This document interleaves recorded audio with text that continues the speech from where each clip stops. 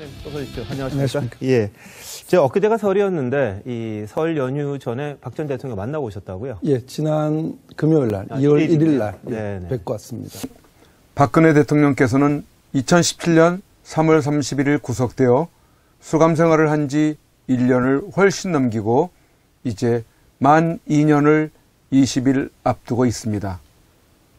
그동안도 많은 국민들이 건강을 염려하는 가운데 마음을 졸이고 심지어는 외국에 거주하시는 교포분들도 애타하고 계십니다.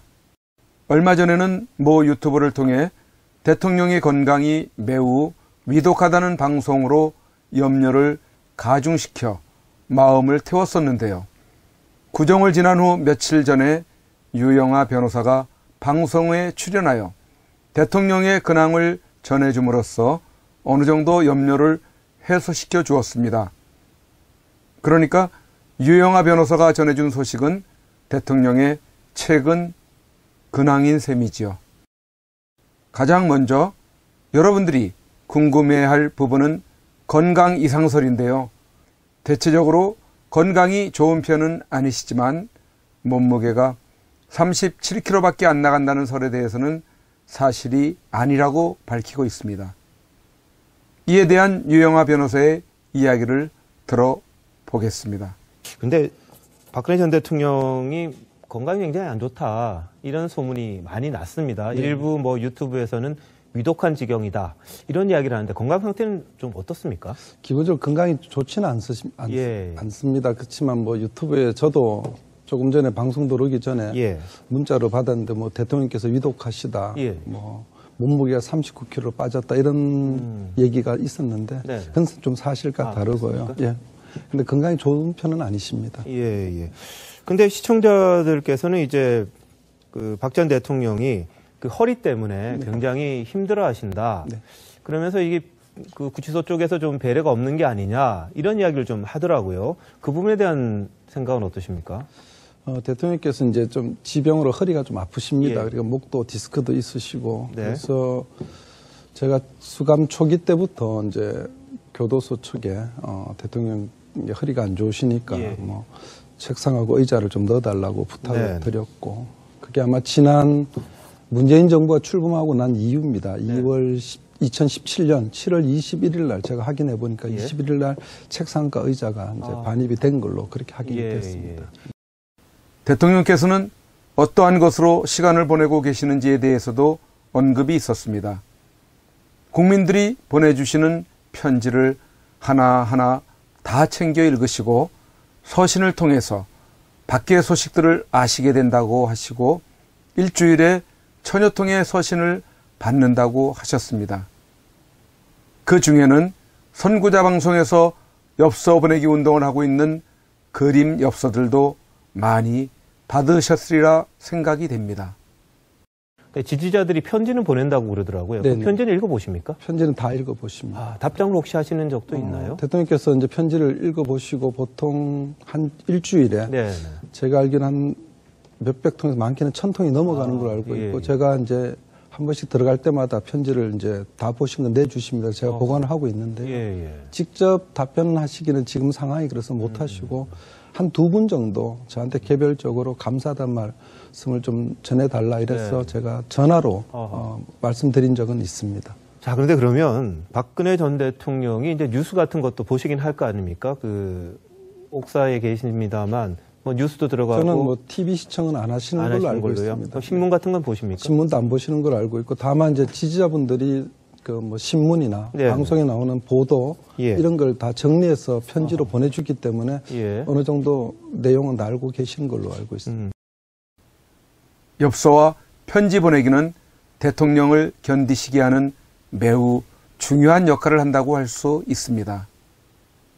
여러분들이 보내주시는 서신들을 통해 여전히 국민들의 관심이 대통령께 집중되어 있고 다시 만날 날을 학수고대하고 있다는 신호를 보내므로 대통령께서도 살아남아야 한다는 필요를 느끼시게 되고 자신을 잘 관리하시는데 더욱 열심을 내실 것이라 생각됩니다.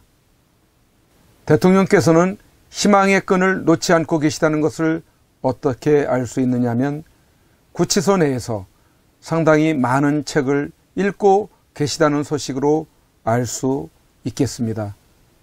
지금까지 500여 권의 책을 읽으셨다면 거의 엽서나 편지를 읽으시는 것 외에 독서로 시간을 보내시고 계시다는 것인데, 이는 대통령 자신을 추스리고 계시다는 것을 알 수 있는 대목일 것입니다. 알겠습니다. 그러면 편지 읽고 그런 거 외에 그럼 주로 어떻게 시간을 보내시나요? 제가 알기로는 이제 주로 책을 책을요? 독서하시고, 그다음에 주어진 운동 시간 때 이제 운동하시고 그런 걸로 알고 있습니다.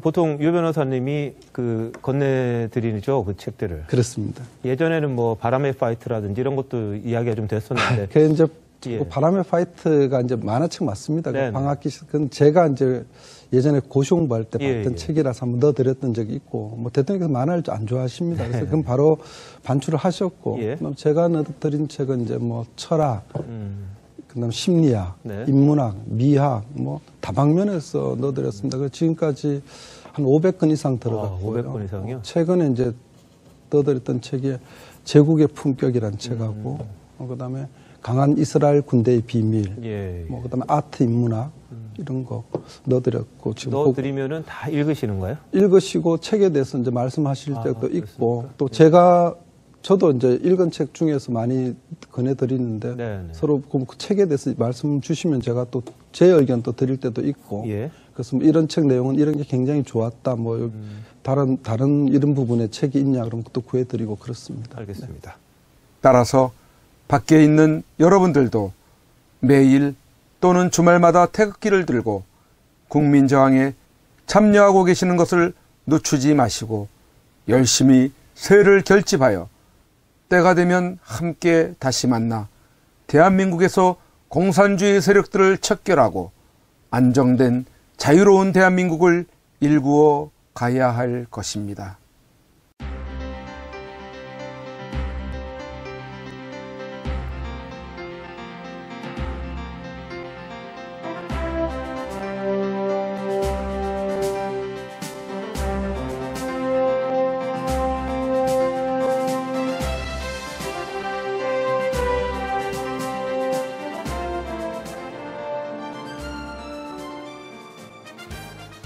반드시 꼭 나와야 합니다. 대한민국 역사상 가장 깨끗한 대통령입니다. 어쩌면 이 겨울이 구치소에서 보내는 마지막 계절이 될지 모릅니다. 대통령께서 이 마지막 겨울을 지탱케 할 유일한 방법 중 한 가지는 태극기 집회도 아닙니다. 대통령을 위한 법적 싸움도 아닙니다. 그렇다고 세계를 향한 구명 호소도 아닙니다. 그 유일한 방법은 엽서 편지 보내기입니다. 대통령은 수많은 국민들이 보내주는 엽서 편지를 통해서만이 힘을 얻고 계시게 될 것입니다. 그 엽서 편지들은 대통령을 더욱 강하게 할, 그리고 국민을 위해서 자신이 살아남아야 한다는 이유들을 발견하실 것이기 때문입니다. 여러분 함께해 주십시오. 이 겨울을 넉넉히 견디시게 할 여러분들의 따뜻한 격려와 위로의 마음이 전달되게 해 주십시오. 매일같이 산더미처럼 전달되어지는 여러분들의 엽서 편지들을 통해 대통령께 막바지 생기를 불어넣어 드리십시오.